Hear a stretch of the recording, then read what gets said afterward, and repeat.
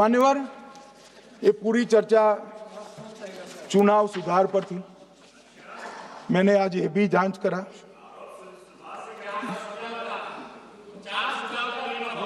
सुनो ना, जरा धैर्य रखो भाई। मान्यवर,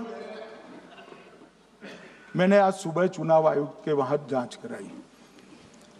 जांच मतलब कोई गोपनीय चीज नहीं पूछी है, आप इसका इशू मत बने। मैंने ये पूछा कि चुनाव सुधार के लिए मई 2014 के बाद कौन सी पार्टी से कितने आवेदन आपको मिले, क्योंकि चुनाव सुधार जो करना है इसकी प्रक्रिया क्या है। चुनाव सुधार सभी राजनीतिक दलों के साथ चर्चा कर चुनाव आयोग भारत सरकार के विधि मंत्रालय को भेजता है और विधि मंत्रालय इसका कानून बनाकर संसद के सामने रखता है। ये प्रक्रिया है। तो मैंने सोचा कि इतना बड़ा हो हल्ला हुआ तो ढेर सारे चुनाव सुधार कांग्रेस पार्टी ने दिए होंगे, तो मैं जरा उसका पूछा कर दूं, लगे हाथ तो इसकी भी बात कर लूं।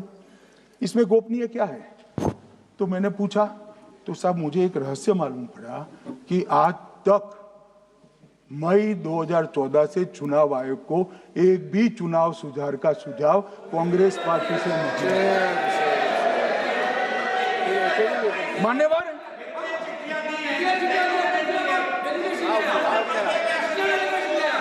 बैठे मैं बताता हूं। मान्यवर, मैं जवाब पूछोगे क्या?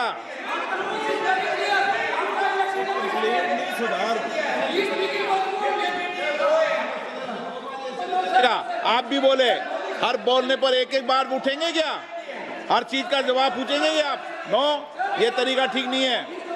नो, ये तरीका ठीक नहीं है। नो माननीय सदस्य, प्लीज बैठिए बैठिए बैठिए बैठिए बैठिए बैठिए बैठिए बैठिए अच्छी परंपरा रखें। ओके,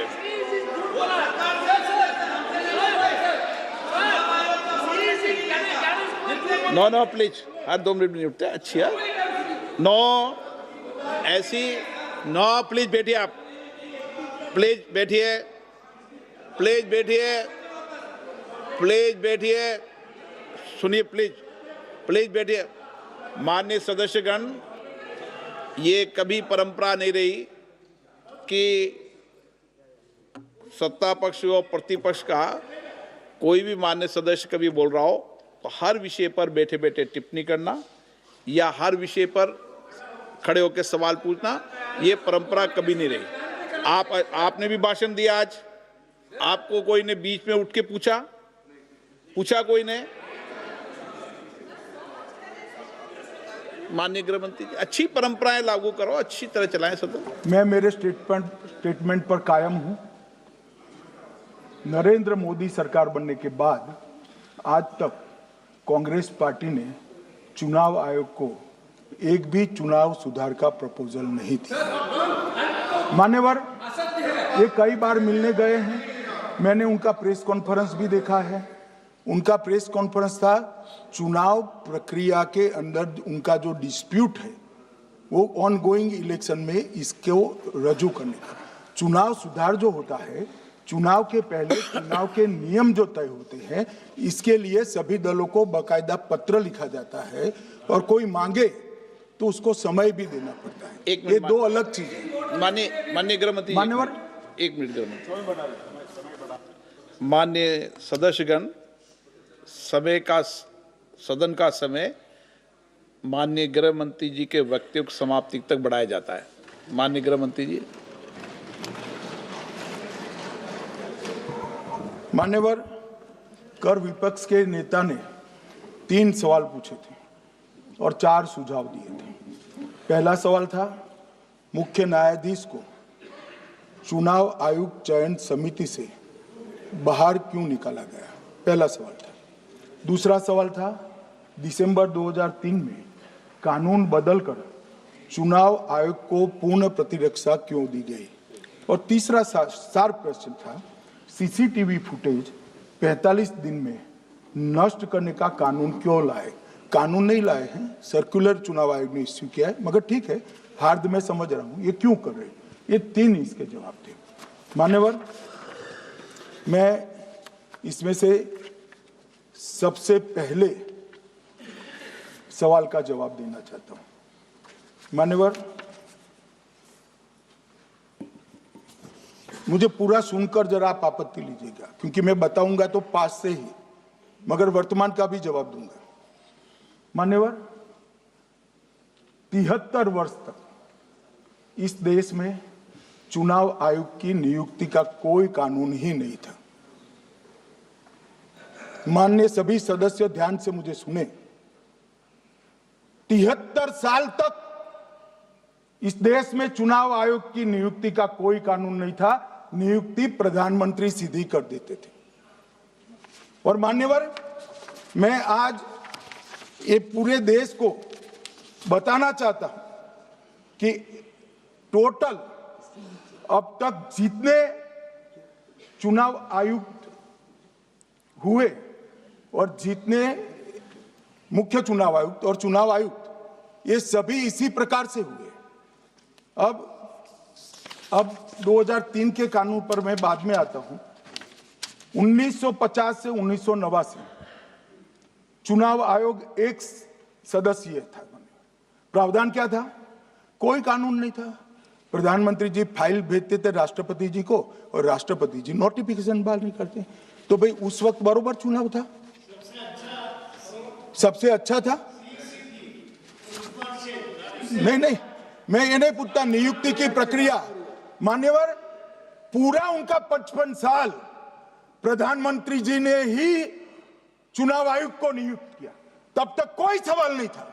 और नरेंद्र मोदी करते हैं तो उन पर सवाल उठाते हैं, मगर हमने तो ऐसा भी नहीं किया। मान्यवर, फिर 89 से 91, जब 89 में चुनाव आयुक्त उनकी सुनते नहीं थे, तो पहली बार उस पर ब्रेक लगाने के लिए चुनाव आयोग को बहुत सदस्यीय बनाया गया।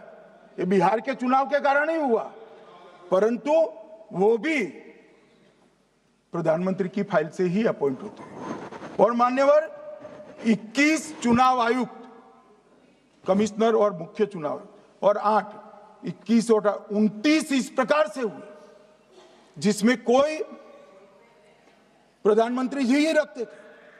कांग्रेस पार्टी ने ही ये परंपरा बनाई थी, कानून भी कांग्रेस पार्टी ने बनाया था। मगर आज आरोप करना है इसलिए आपने चुनाव चोरी कर लिया, चुनाव चोरी कर लिया, चुनाव चोरी के कहने से कुछ नहीं होता। जनता हमको सुनती है भाई, और हम जवाब भी देते हैं। मान्यवर, ये 50 से लेकर 2023 तक कोई कानून नहीं। बाद में 2023 में एक अनूप बरनवाल बनाम भारत सरकार मुकदमा हुआ।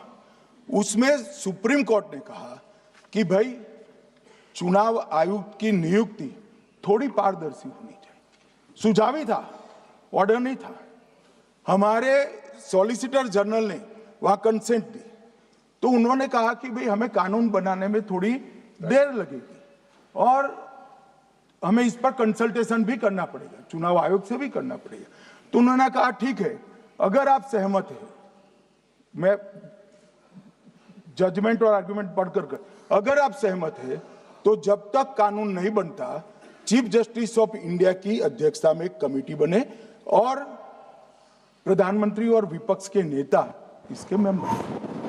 हमें कोई आपत्ति नहीं थी, हमने हाँ बोला साहब, और विपक्ष के नेता भी थे, प्रधानमंत्री थे और सीजे। 2023 में कानून बन गया। कानून क्या बना? विपक्ष के नेता प्रधानमंत्री तय करेंगे, वो एक मंत्री और स्वयं प्रधानमंत्री, ये 3 लोग बैठकर चर्चा कर मेरिट्स में चुनाव आयुक्त और मुख्य चुनाव आयुक्त की नियुक्ति करेंगे। मान्यवर, हमारे टाइम में तो और पारदर्शी, ये कह रहे हैं हमारा तो 33% ही हिस्सा है। भाई 33% तो है ना, हमारा तो हिस्सा ही नहीं था। और मान्यवर, मैं रिकॉर्ड से बताता हूं, 2012 में सीयूसी की नियुक्ति होनी थी। अडवाणी जी ने सुझाव दिया लिखकर कि एक प्रणाली बना जाए, नहीं बनाया और BS संपत जी को सीधा चुनाव आयुक्त बना दिया।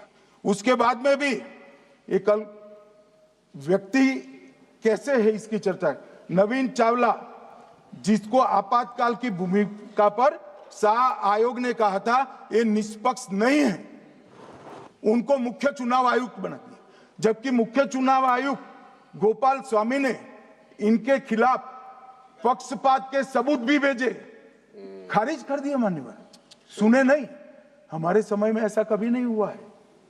हमारे समय पर विरोध होता है, मगर पक्षपात के सबूत किसने नहीं दिए हैं। और भाई जहां तक 66% और 33% का सवाल है, आप कह रहे हो कि वहां 2 लोग होते हैं और आप 1 होते हैं, ये तो हम तय नहीं करते हैं। 140 करोड़ की जनता तय करती है कौन 66 होगा और कौन 33। यहाँ कौन बैठेगा वो तो 140 करोड़ लोग तय करते हैं, वो आपके लिए तय करोगे तो आप 66 हो जाओगे, मगर आप तो 100 रख कर गए थे, हमने उसको 33 दे दिया। मान्यवर ये क्या सवाल उठाते, और वो समझते हैं कि मैं बोलता हूं तो बस ये ब्रह्म वाक्य होगा। ऐसे नहीं होता है मान्यवर, हर चीज के तर्क होते हैं। इनका जो भाषण तैयार करते हैं वो भी ठीक से नहीं करते, रिसर्च नहीं करते। मान्यवर